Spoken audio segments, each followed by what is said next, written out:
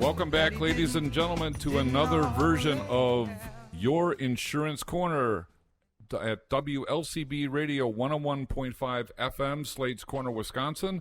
My name is Bill Miksch, president of WDMA Financial Group, coming to you live from the beautiful metropolitan area of Chicago, where it is pouring rain and ugliness out in the weather. But we are inside, humbly, quietly, in a secure room. If a tornado hits us, we'll never know it.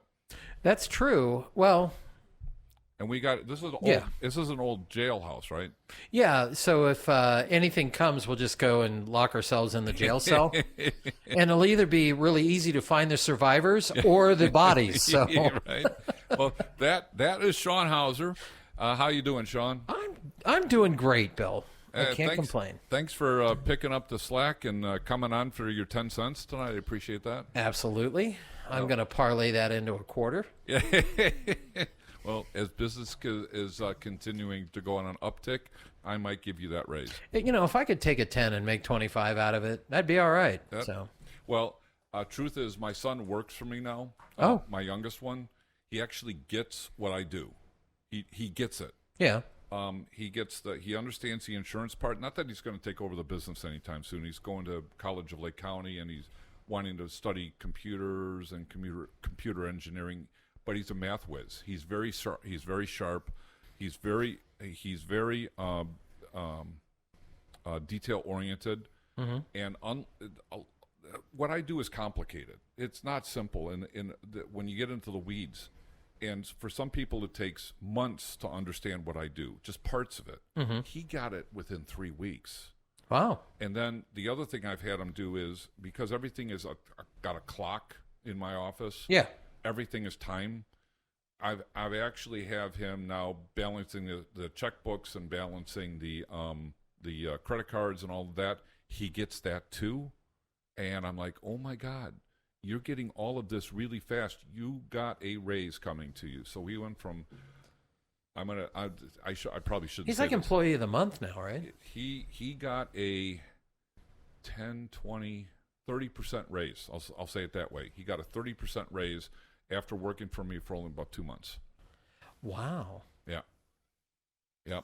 And he's probably destined for another one if he gets this other piece that I'm having him work on, Mm-hmm. which allows me to step away and do other things that make the company money rather than pushing paper. Mm-hmm.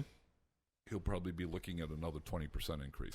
You know what's interesting about, kind of what you're doing is you talk about, manages the checks, the payments, the cards and all that, Yep. just accounts payable. Yeah. Right. And we've had this conversation before that a lot of young people, when they come out of school, haven't a concept of how to balance a checkbook, keep track of what money they have, put together a budget. I still have 3 other children who don't get it. So. Well, and what's funny is he's what, 18 years yeah. old? Okay, I'm 51, and I have friends that look at the ATM receipt and say, well, I got $136, Yep. and that's what they can spend. Yep.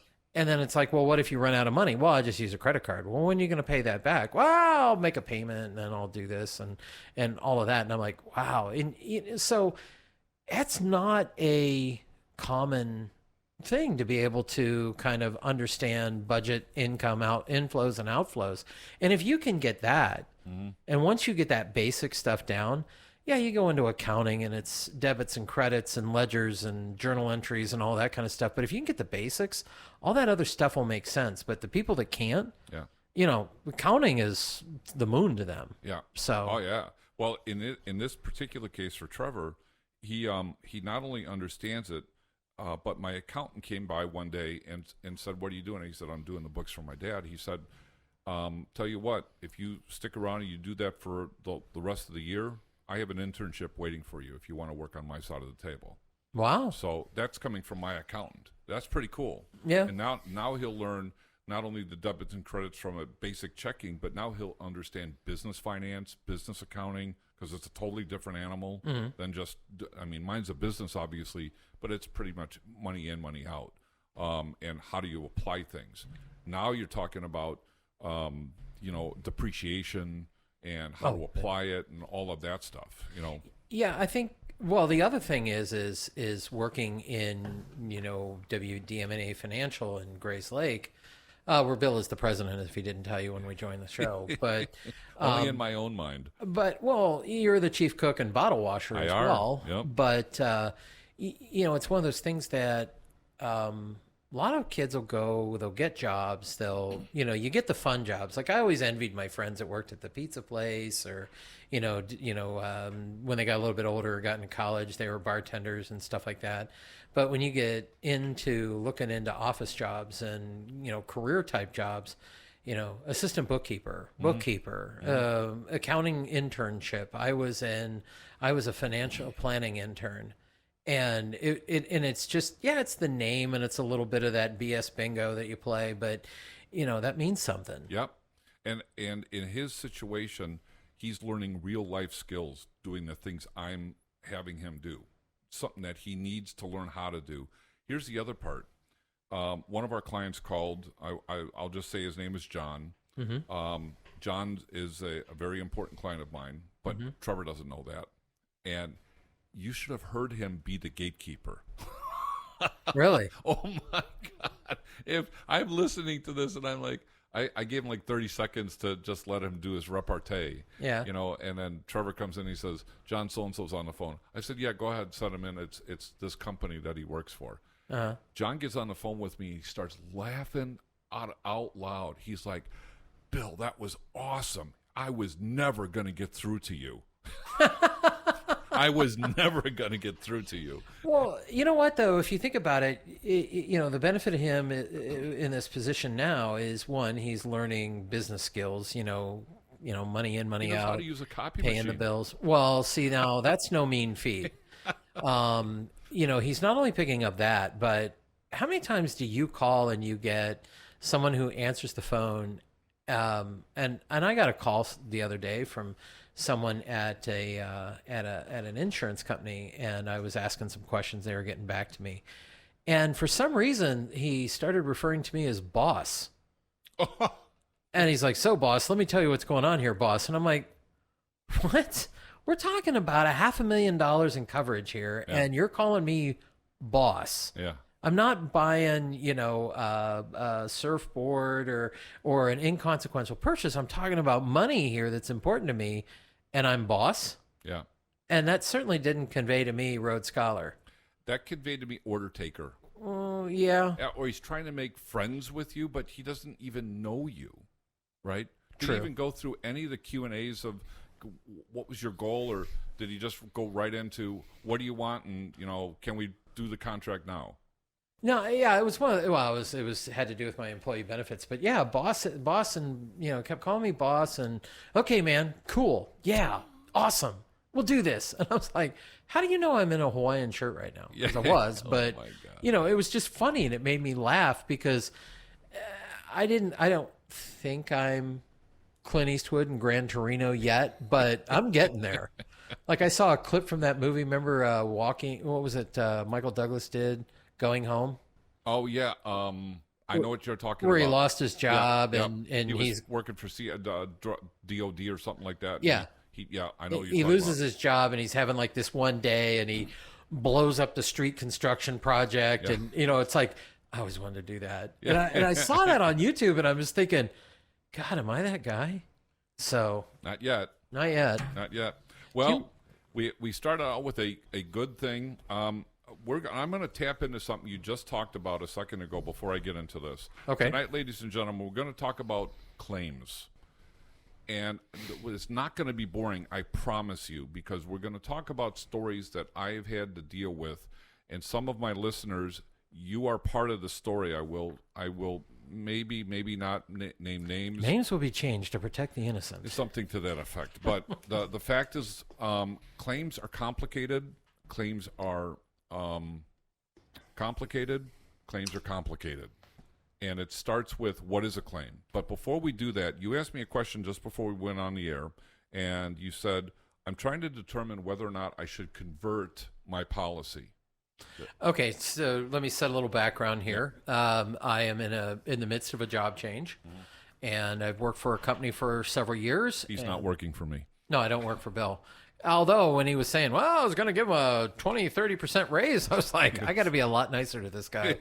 So I'm in the middle of a job change, and I'm going to go work for another company. And so I've gotten the obligatory exit interview. Yep. Where you just fill it in on a form, There's no face-to-face, come to my office, whatever. It's just check this box, check that box. So, and you never answer them, Yeah. right? Big company, small company, just get out, bring your box, get out. Right. Like you could say, and then I saw him stab the copy boy, which they don't have those anymore anyway. But, and it would be like, thanks for the feedback. That was very valuable and a learning tool.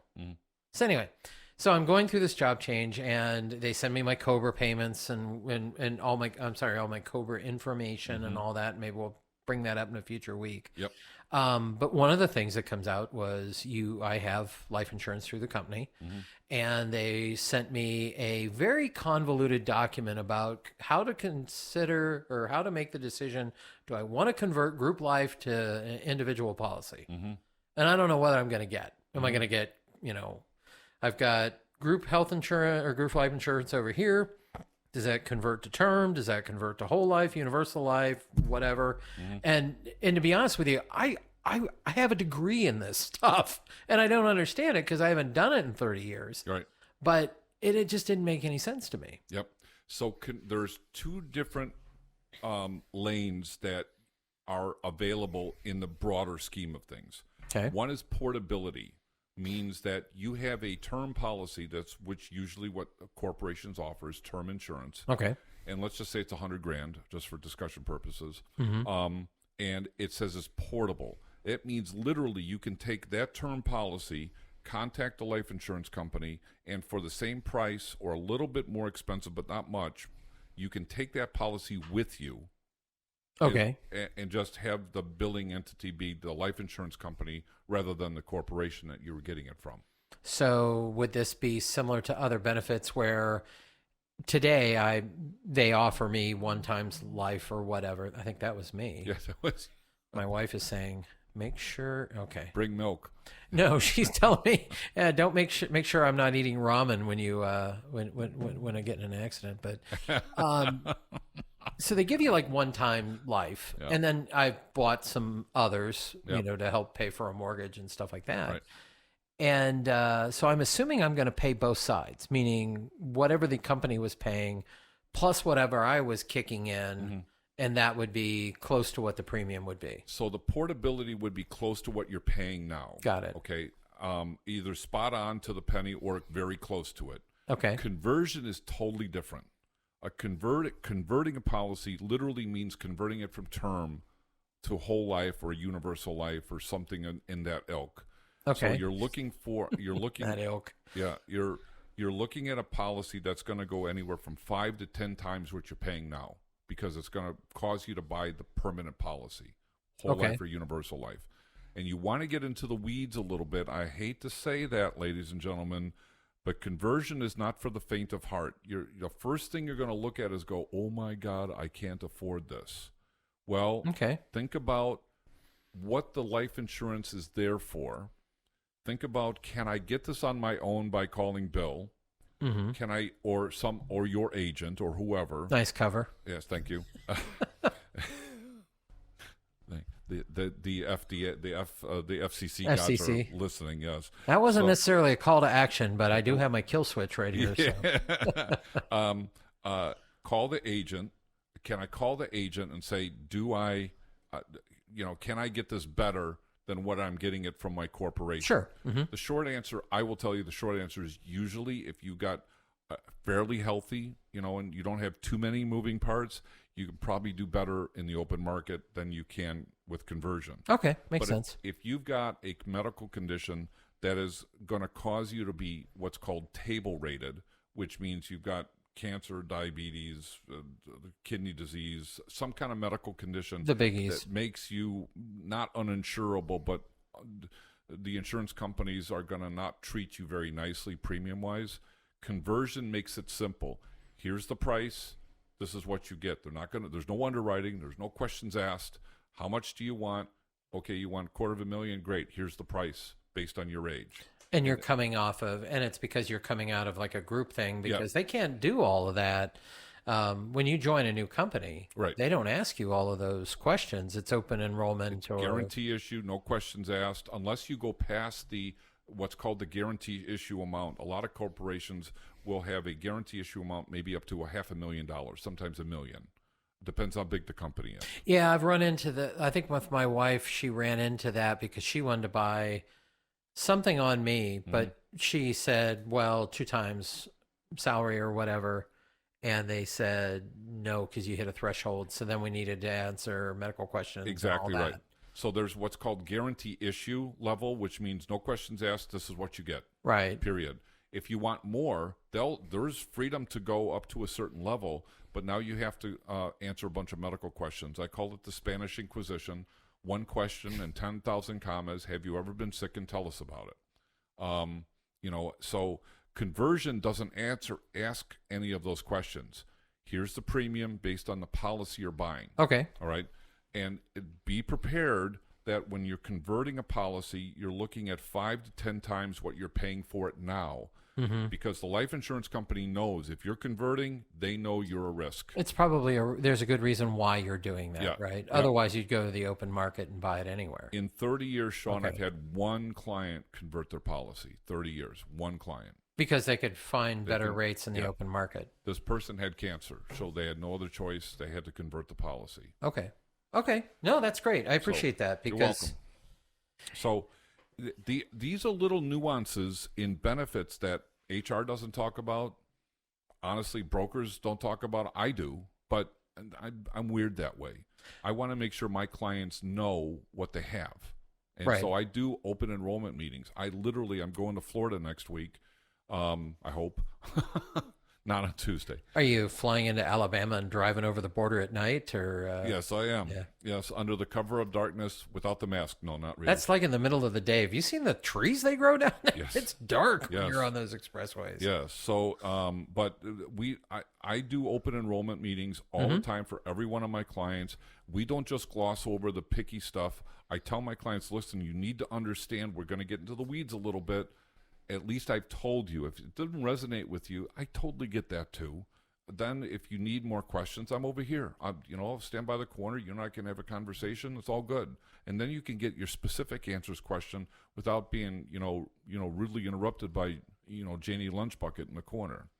It's interesting when you talk about having open enrollment meetings because, in a smaller employer situation or environment, you probably can have people that will, they don't want to air their business out in the hallway or whatever, but they do want to, or in the middle of the meeting, but they might catch you in the hallway and go, okay, so I got this son that has this condition and what do I do? And it's good because I bet you there's a lot of people who look at benefits, and we did this last year and I looked at my benefits years previously and I'm like, oh yeah, I know what that is. I'll take some of that and, a little bit of this, a little bit of that. And then, you're going through it and you're like, what does it cover? That's expensive. Do you think that you're going to need? No. And it was just having the ability to ask somebody that question and the fact that you'll answer those questions. Yeah. And then, because of COVID, I haven't taken you to dinner yet, but he is going to give me a quarter. So yes. I heard.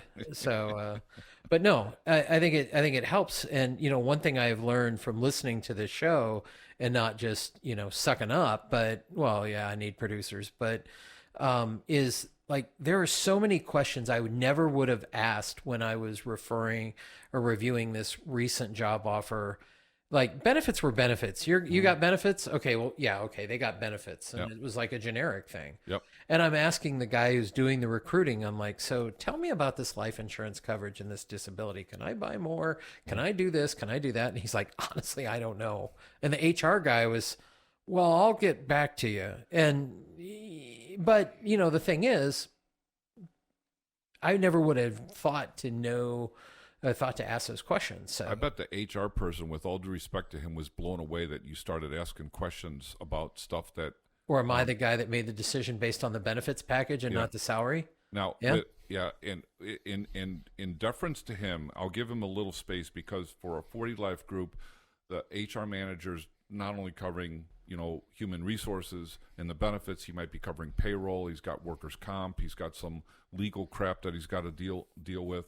So there may be a whole bunch of things on his plate. He may be multitasking.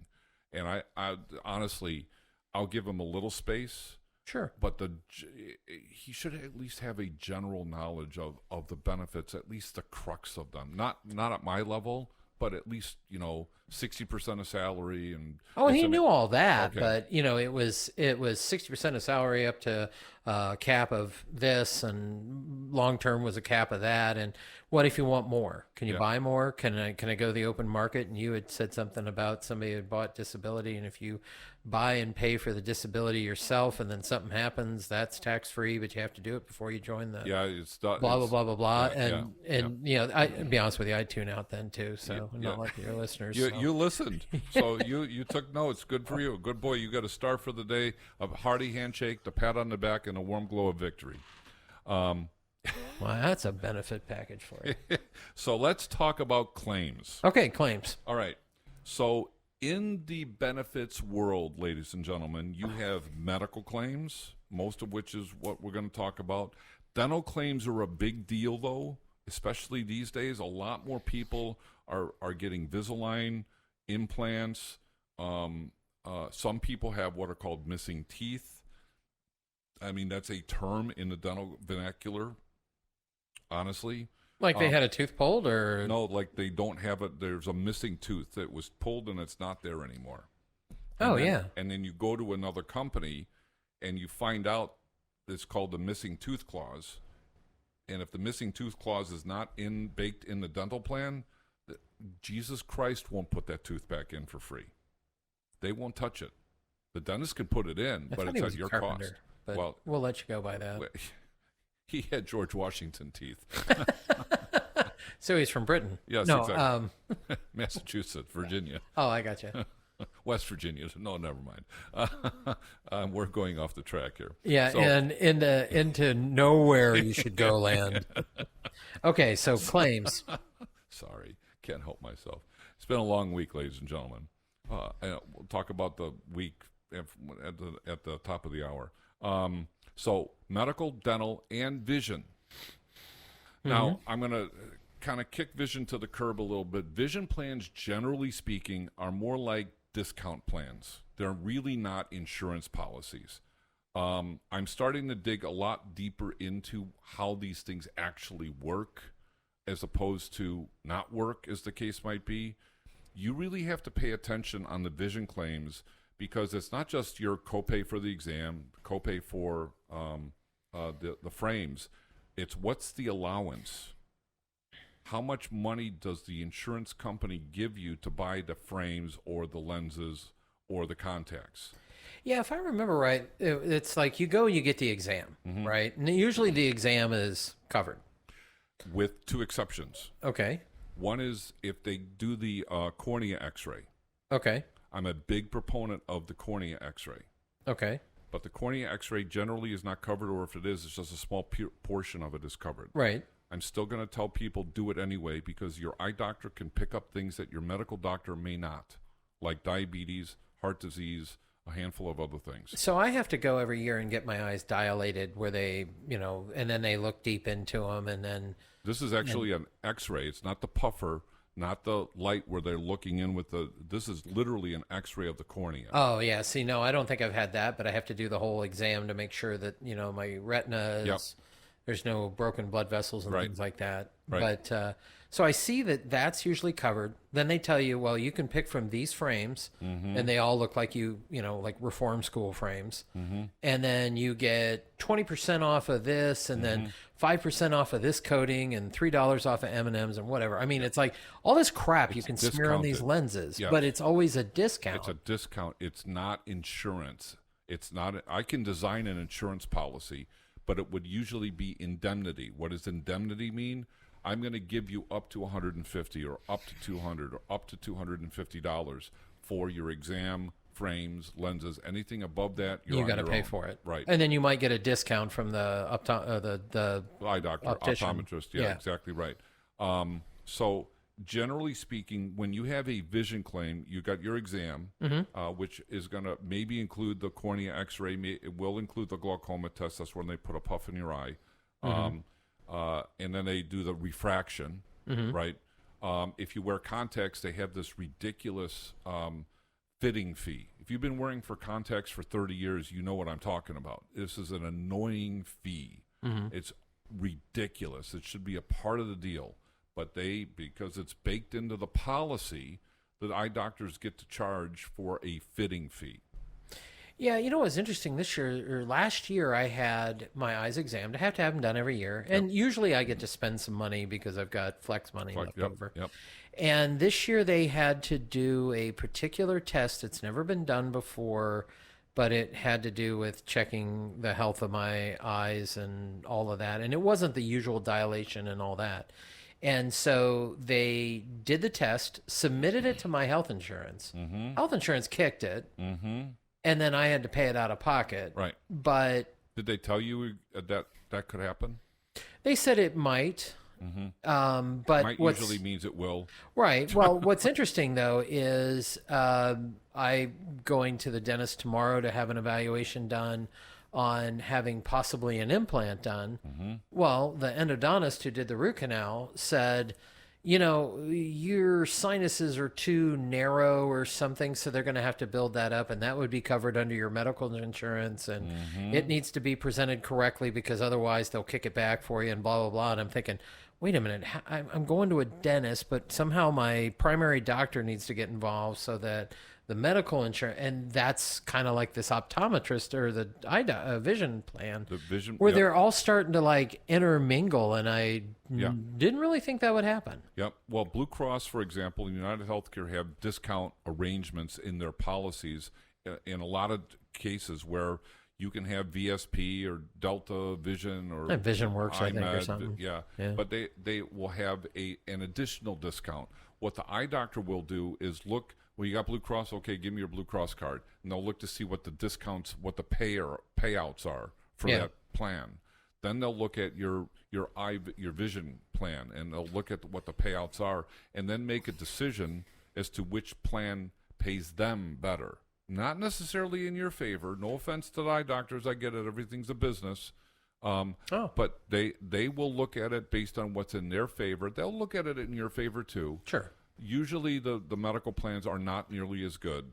But to your point, when you start asking for progressives, that's where the lenses are thinner and you can't see the lines. Right. Tinted, scratch resistant, chroma something, a couple other things. Crizal. Yeah, something. Yeah. So all these other moving parts, all of a sudden it's additional copays, of $140, $300, whatever the case might be. So you're thinking in your mind it's going to cost me $25 because that's my copay for the materials, and the eye doctor comes in after you make your order and goes, "Okay, Sean, but you want this, and this, and it's contacts or glasses. You want the contacts and the glasses, so we're going to buy the glasses under the plan, but you want progressives and scratch resistant, and you want the tintedness." That's going to be an extra $400, and all of you're wait, time out. I thought it was a $25 copay, and you go, it is, but that's for the Coke bottles. If you want the Coke bottles, then you're good at $25. If you want all this extra stuff, your plan has all these by the way clauses. Yeah, it's interesting when you go to the eye doctor, and the exams usually it's all in, right? And except for this one test, it was fine. And then they sit down and go, okay, go pick out your frame. Well, I'm not going to go get Igor the Hunchback frames. I'm going to get Hugo Boss or, some of the designers. And do you want the armored car glass lenses, or do you want the space age polymers that are barely a human hair thick? And then, like you said, you add all the scratch resistant coatings and all of that, which I think they just take it in the back, have a collie lick the lens and dry it off, and then that's your scratch resistant coating. Exactly right. And by the time you get done, you walk out of there and you're a half a thou, you're 5 C notes light, and you're like, wow. I get the phone call that says, "How come it's not $25?" And then you have to go through, re-educate the patient. Here's what you here's what the oh by the way clauses are in the policy. Well, you didn't have to get the Versace frames. No, you didn't. I'll talk about the Versace frames when we come back. Really? That's Sean Hauser. My name's Bill Miksch, president of WDMA Financial Group, where we serve clients in 12 states now. 12. We protect your life, we protect your health, preserve your wealth, and guarantee an income for the rest of your life. And I can't say it if it weren't true. You all have to come right back. We got a lot more important stuff to talk about. This is 101.5 FM WLCB, Slades Corner, Wisconsin. We'll be right back.